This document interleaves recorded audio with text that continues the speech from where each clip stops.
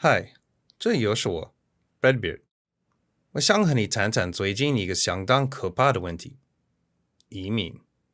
其实，对移民的恐惧不只是最近的问题，它已经存在了几千年。因为有一些人想吓唬另一些人做他们想要的事情，但是现在它已经成为一场压倒性的危机。虽然我们无法帮助那些过去的人，但我们能帮助那些现在受苦的人。那我们可以做什么来帮助他们呢？首先，要让每个人明白移民是什么。对于那些以前见过我的人来说，这可能令人惊讶，但我是移民。你想见我吗？嗨，是我，这才是真正的我。当我说移民时，这可能不是第一个出现在你脑海中的脸。Apakah ini yang kamu pikirkan? Si eres de los Estados Unidos, tal vez esto es lo que piensas cuando digo la palabra inmigrante. أو لو كنت في أوروبا وشفتوني ممكن تفتكروا إن أنا مهاجرة. So why are these the faces we think of when we hear the word immigrant?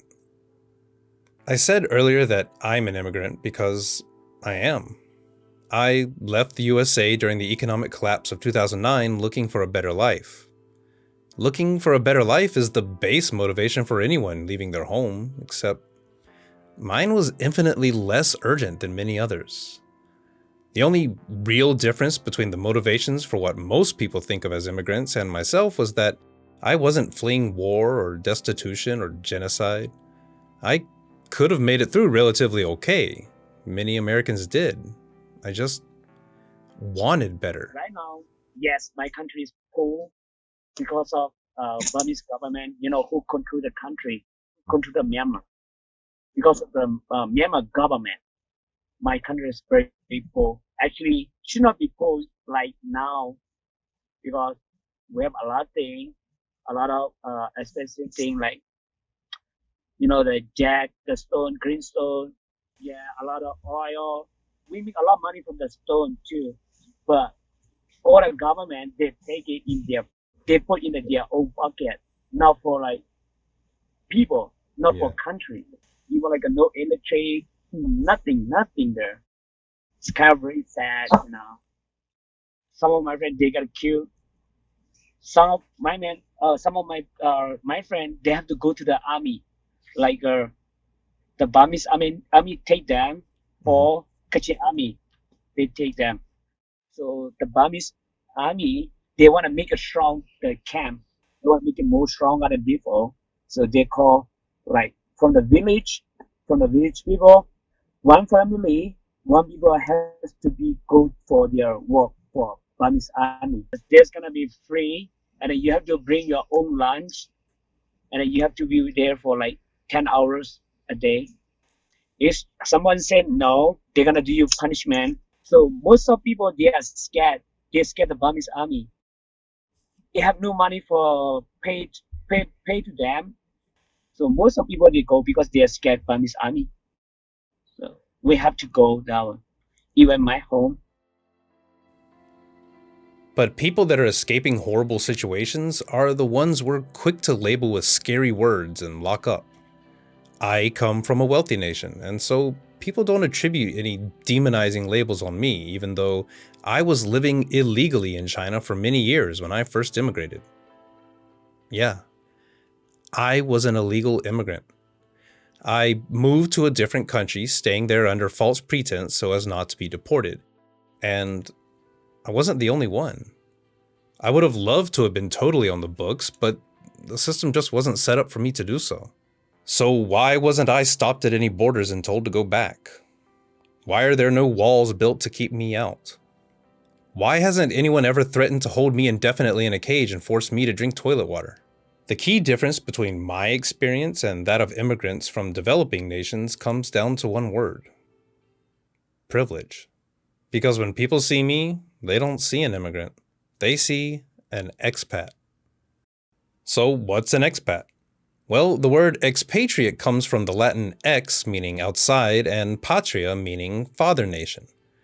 The definition of expatriate is someone who is living in a country which is not their own. That's it. That's literally all of the definition. Doesn't that sound a whole lot like another word you know? So again, what the hell's the difference between an expat and an immigrant? I've always felt that the term expat kind of implies this, your stay in a foreign country kind of as a commodity, something that can be abandoned pretty easily if you really wanted to, I'm just going to quit my job, move back to America, as opposed to immigrants, which basically kind of imply this like strong will to take your roots. Yeah, like one thing I noticed when I was in Singapore is that they use the term Westerner to always mean white people.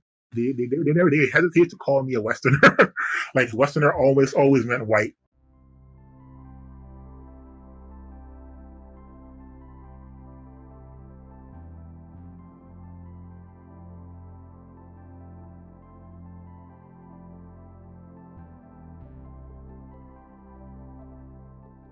So maybe an expat is different because they don't plan to permanently stay away from their home countries. Except many don't have any plans to return home, including myself. And even if some do, why do we get a trendy word, while people called immigrants get hate marches?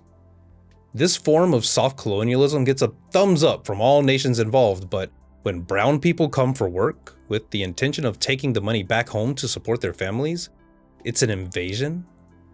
Honestly, ask yourself, when is the last time you called a foreign blue-collar laborer an expat? The truth, no matter how you want to spin it, is this. Expats are white. If you consider yourself a white person, and especially if you're an expat, then there's a good chance you just felt a guttural defensive reaction rise up. That's okay, but ask yourself why you had it. Do you feel like you were unfairly called out? Okay, sure. Maybe you're feeling a bit of what immigrants of color are made aware of every day. So let's talk about what white is. Where do we draw the line between white people and people of color? Why do we have a line? You might be surprised that many people have different definitions. It might also surprise you to know that there have been varying legal definitions, and they've almost always been based around how class can be exploited. Back during the Italian immigration to the USA, people feared the erasure of the American white. Similar demonization was given to Irish and Eastern Europeans. Even the Germans were considered other. Not to mention Asian workers. That's because whiteness isn't a real thing. There is no white race. Do white people cease being white when they get a tan? If an Asian person's skin is light enough, can they join a white pride march? Well, what about Caucasian? The term Caucasian originates with the German anatomist and totally not a racist Johann Blumenbach, after he visited the Caucasus mountain region near the Caspian Sea and deemed the people there to be the ideal form of humanity created in God's image. Off to a good start already, huh? He included in the Caucasian race people from North India, North Africa, the Arabian Peninsula, and also Europe, because of course he did. And of course, he also went on to classify other races as degenerate from God's image, labeling darker Africans the black race, East Asians as the yellow race, Southeast Asians, Native Australians, and Pacific Islanders as the Malayan or brown race, and Native Americans as the red race. They then went on using the now proven false and horribly racist practice of craniology to rank these races from primitives or savages to advanced and civilized. Guess where the Caucasians were placed? And eventually came about the problem of including those pesky Arabians, North Indians, and North Africans. When it came to the time to exploit them, they suddenly shifted from the good ones and became the others. Why do all of this? Because it made it a lot easier to do with slavery. Or, lots of them. Whiteness is nothing more than a system of subjugation and exploitation. Whiteness was invented for there to be others that deemed white could stand above. And it changes depending on who is allowed in the top. who is useful and who is exploitable. Even during World War II, the Germans deemed the imperialist Japanese honorary Aryans because, for the time, they were useful. There's, of course, a lot of stuff about immigration policy that's shifted through the times. It was mostly nationality based, and there was a whole thing about like basically not admitting Asians. Like there's the Chinese Exclusion Act, which said, we're not going to take any Chinese people. But there was also a thing that said you have to be white to be able to naturalize into a citizen. And then they add in 1870, because of the Civil War, also people of like African origin and like descent can naturalize. Okay. But that gives this question of like who is white to the Supreme Court of the United States. So there's these rulings in the early 20th century about, are Syrians white? And the Supreme Court says yes, and then doesn't really make a ruling about Arabs in general. Are Japanese people white? And Supreme Court says in 1922, no, they're not, because they're neither black nor white. And then in the next year they say Indian people, like people from India, are not white, and they use the term Mongoloid in the ruling. Oh my God. And in that same year, they proceed to actually take away naturalized citizenship from the first Indian man to obtain citizenship, who got it in 1913. So all these crazy rules and the way they're enforced kind of comes to a head in 1924, because they say, if you're not eligible to naturalize, you can't be admitted as an immigrant. So that excluded all of East Asia from immigration. So the way immigration works has never made any sense as a whole. I've been thinking about like the DACA recipients in the U.S. How I feel like this is one thing that it has been like kind of upsetting me about like I'm looking at the people who ran for president. Like no one talks about like how about we just give them immediate citizenship now? Like everyone's always like, oh, like how about we give them a path towards citizenship? I'm like, they've been here for like their whole life. Like they should just become citizens like right away. Like we could. Yeah. There have been periods of American history where we've done that to other immigrants. They weren't people of color. So like they've done all sorts of things where they'll like sign a law and they'll suddenly legalize thousands of immigrants, but from European countries. I don't know why we can't do the same thing now. No one in the places I migrated to ever cried for stronger borders against me. No one ever chanted to send me back.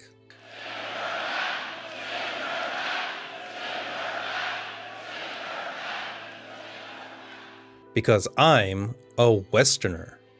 And by the way, I have so many problems with that word. And in this purpose-built world lens, Westerners aren't a threat. We're graciously welcomed. When a Dutch businessman moves to Shanghai, he's a globe-trotting success. When a travel blogger from New York tours Asia and Africa, she's a free-spirited world citizen. When I moved to Beijing to be a teacher with no certification or experience whatsoever at the time, I was revered and welcomed as an expert of foreign culture. But when a Mexican mother moves to the US to find work, any work, even the least desirable jobs with less than legal pay, they're a burden on the people. They're stealing jobs. They're rapists and murderers. They're not sending you. They're sending people that have lots of problems. They're bringing drugs. They're bringing crime. They're rapists. They are the lowest class. They are scary and unwelcomed. They are immigrants. This is otherism. Otherism is when demonizing labels are placed on a certain demographic to make it easier to pretend that they aren't normal human people like yourself. But why would anyone do something that's so evil? Say you're a politician and you want to do some pretty bad stuff and can make a lot of people angry. So you find a demographic to demonize as a distraction, and you slap labels on them to make them something other than human. This way, people don't start to empathize with them. People find it horrifyingly easy to hate others when they don't have to think of them as fellow humans. During the American-Vietnam War, the Vietnamese weren't humans, they were the G word. Black and Caribbean Americans are the N word. With Muslims, the T word. With Jews, it's pretty much every derogatory word possible since being Jewish was first a thing. It all has like these precedents in like the 50s and 60s with the amazingly named Operation Wetback, which is just horrific name. That was the official name of the program, which was this program to basically detain and deport as many Mexican, Latino, like migrant laborers as possible. But at the same time, the government also had this authorized temporary labor program that hired people from Mexico called the Bracero program. So what the immigration agency would do is they would sometimes take a bunch of undocumented laborers, bring them to the border, walk them back to the Mexico side, and then just make them sign up for the Bracero program, which is aptly called drying out the wetbacks.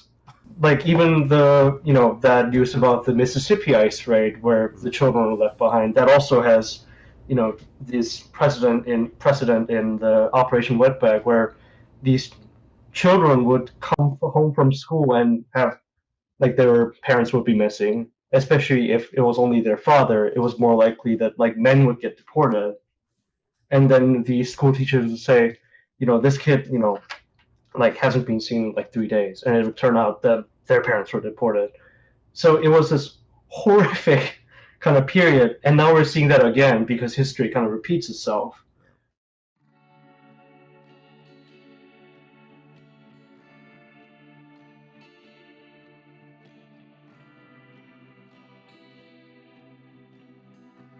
The distinctions we make between what is and is not an immigrant are nothing more than a product of not at all subtle racism, classism, and xenophobia. And this isn't to say that prejudice of non-white immigrants doesn't exist outside of Western countries. In Hong Kong and here in Taiwan, I've seen Filipina houseworkers treated only slightly better than indentured servants. I've seen job ads in China that explicitly said no black faces. The purpose of this video isn't to just bash predominantly white nations. We don't hold the patent on racism, though we're probably benefiting from it the most, globally speaking. The purpose here is to draw attention to the biases, aware or not, of what we think of when we say these words. Perhaps you differentiate the two words by saying, well, expats are like immigrants, but with white-collar jobs. Someone of any race can be called an expat as long as they have high value. To that, the only thing I can say is, how shitty of a stance is that? Someone's economic background, their lack of need, is how you define their right to a better life? Stop and consider that white-collar workers are rarely escaping destitution or war. Like me, they just want something more. I don't desperately need the world's understanding in the way that non-white immigrants often do. So yes, some non-white ethnicities are allowed to claim the esteemed title of expat, but only if they've proven their worth. A worth that I did absolutely nothing to deserve. Only then are they allowed a seat at the high table. And let's be honest, they're often made quite aware that they're still not quite the same as the white folk. As a white presenting American male, I recognize that I've won the genetic lottery on birth. A lottery that I didn't even have to buy a ticket to win. I remember when I lived in Beijing. Every day the American embassy had a line literally circling the block with Chinese people applying for visas, because it was common to be rejected at least 4 or 5 times with no explanation why. I can't count how many times I've tried to have a friend from a less developed nation come to visit me to be told they'd love to, but they just can't. First, they'd have to show that they have an astounding amount of money in their bank account, often more than they make in a year. On top of that, they need to have signed letters showing exactly where they'll be staying and what they'll be doing, or prove that they have a job, or be put on a waiting list that can literally be years long. I am really angry about it. Even though the chip would cost me maybe only $1,000 US to pay for the whole trip.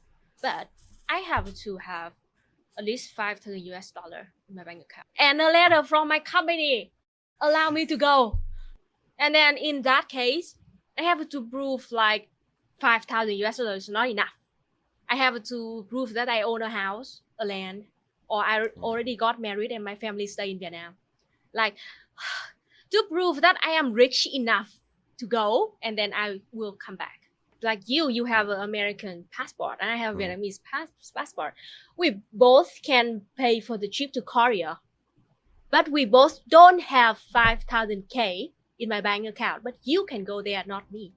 And yes, some countries have asked me to show proof of a round-trip plane ticket or an invitation letter, but I don't have even the smallest fraction of the issues when I'm traveling, often just for fun, that they have. On top of that, unlike most non-white folks, I feel fully confident that I could pack up and flee should I have to. I have countless options of places I could go at the drop of a hat. But simply leaving and moving to a new place is a privilege immigrants of color often don't get. While we're on the topic of entering the US as a foreigner, definitely each time is like a different experience. You don't quite know what you're gonna get. Yeah, it's very common for people to have to wait like close to like 10 years to. I remember like my grandmother when she came here in the 80s, and her kids didn't come till like I think like maybe early 90s or so. Like, and so she came to the U.S. and she worked as like a nurse for several years before her daughter, my mother, was able to come here. And of course, like my mother was grown by the time my grandmother came here. You cannot choose where you were born, and then you can do nothing about it. Where you're born in a poor country and you cannot go. Because there's one guy said that, well, if I don't feel really safe for my family, I just move. So where would you move? Like, I mean, in some European country or any country in the world, like which safe, like London or Sweden or Switzerland or something like. It's so easy.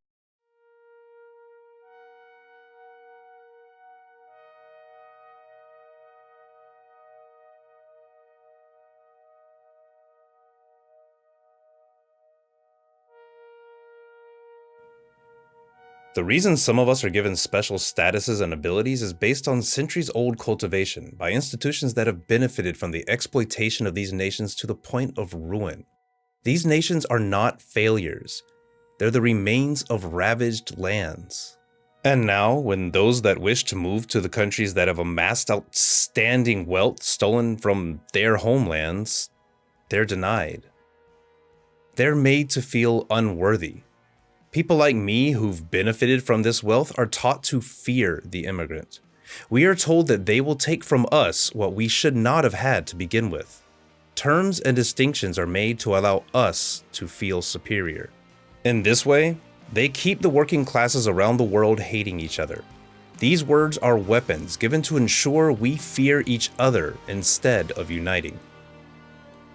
It really bothers me to see, like, even like the more progressive candidates say that, oh, we need to do stuff to curb immigration. Like, no, we don't. Like, all of the problems that are supposedly caused by immigration, like if you're worried about, like, oh, like immigrants are gonna, they're gonna take my job or whatever. Like, no, that's the reason like their job is going away is because of like your boss. Like, they're trying to find a more easily exploitable group of workers. Like, it's so weird to me. So yeah, I think we should go really far. Like, people are talking about abolishing ICE. I think we should get rid of ICE.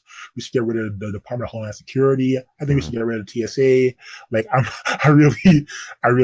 very like pro-immigrant. Like, immigrants are just people. Like, I really believe in, workers all over the world should unite. The otherism that has been introduced into us for so long has made it easy to point at developing nations' problems while ignoring our own. Do developed nations not have violence? Is there no suffering there as well?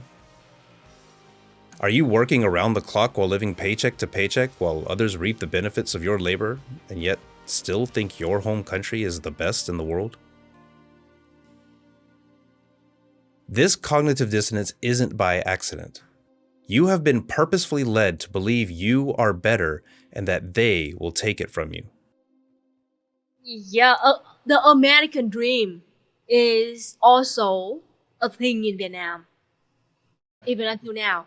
Always been American dream, like, oh my God, you can go to America, you can live there, so cool. You're gonna be rich one day, like that. But they didn't know that there's like shitty cops, this racist cop, and then ICE agents, and then the concentration camp.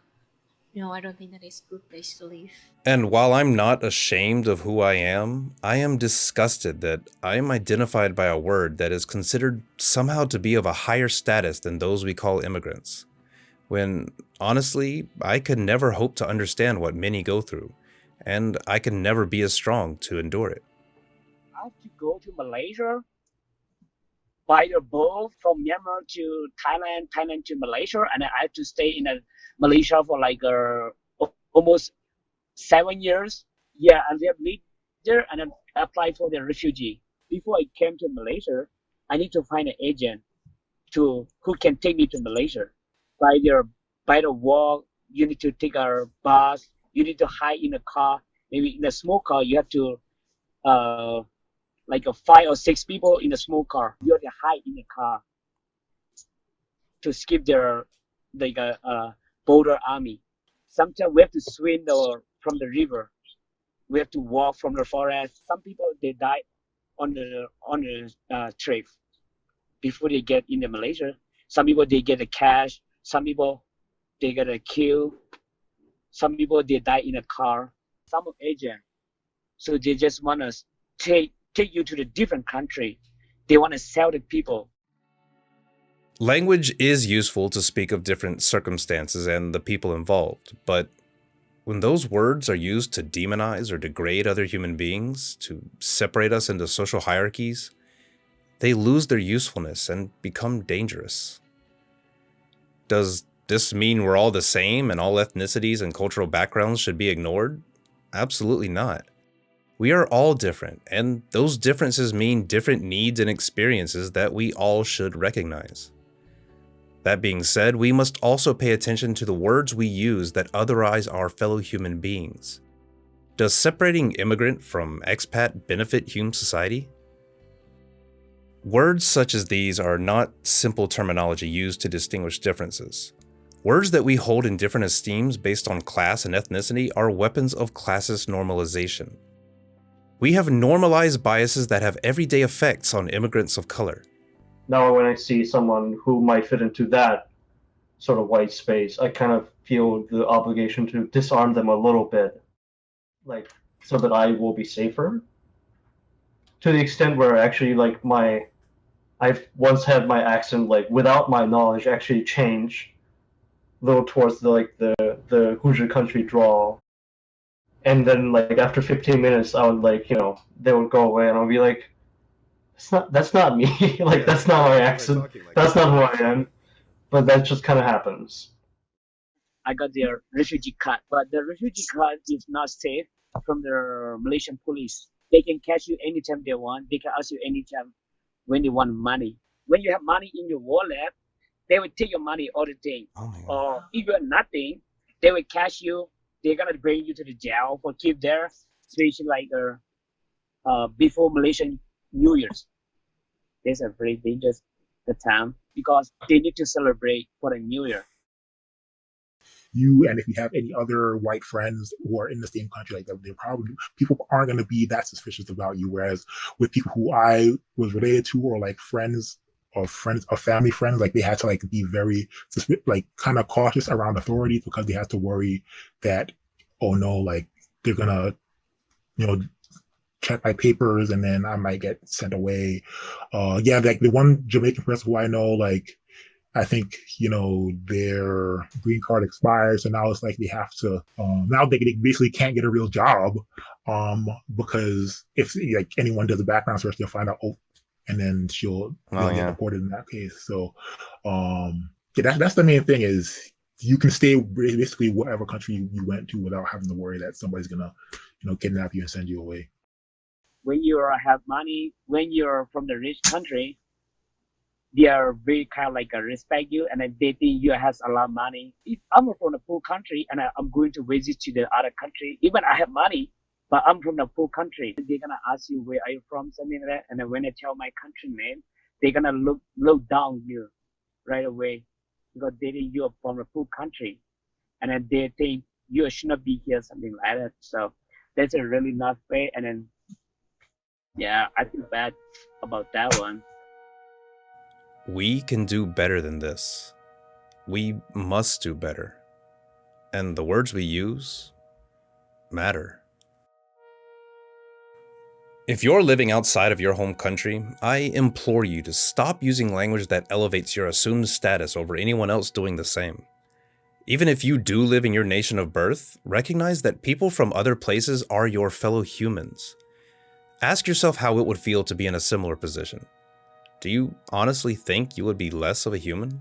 I think the least they could do is turn the tables around to try to look at your own country from a complete foreigner's perspective, from someone who may be, you know, just a tourist or an immigrant, or, you know, someone coming in to try to claim asylum, and to, you know, like know that they're human. Our different cultures and perspectives are amazing, and the diversity they bring doesn't erase anyone's culture, it enriches it. People different than you aren't a drain on your society, they are your society. So, to those out there hated or feared for seeking a safe and secure life, if you'll have me, I will only refer to myself as an immigrant. The word expat is retired for me, until all of us are considered the same under an equal label or none at all. If you must refer to me by my change of home, don't use a term that places me in some falsified higher status. Refer to me no different than any other one who's done the same.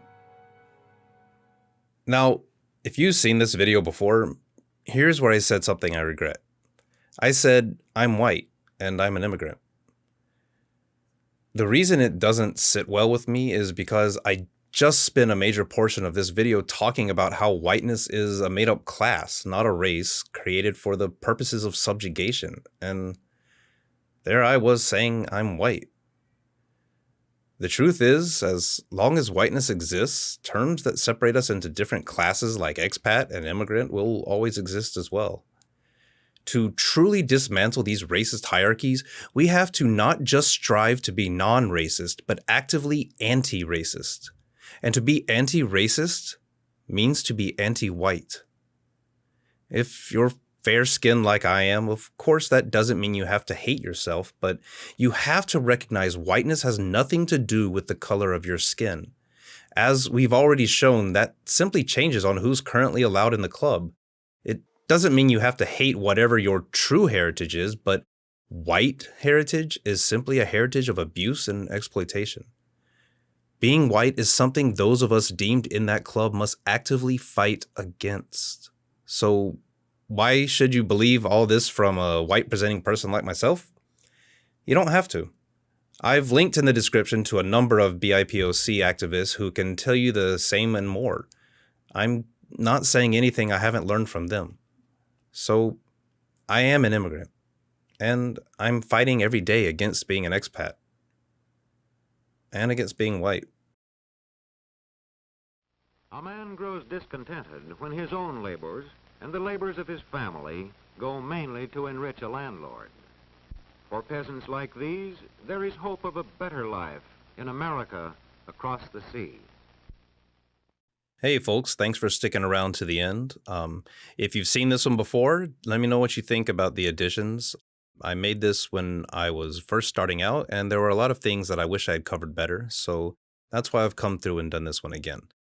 A lot of people might not agree with me exactly, and for a lot of it, that's okay, but I encourage you to take a look at some of the other creators in the description, and it's okay to have your beliefs challenged sometimes. I also want to thank all of my Patreon supporters for sticking through with me. I know I haven't been putting out very many videos lately. I'm going to be getting on that a lot more in the coming month. Thanks, everyone, and stay safe and stay active. Bye.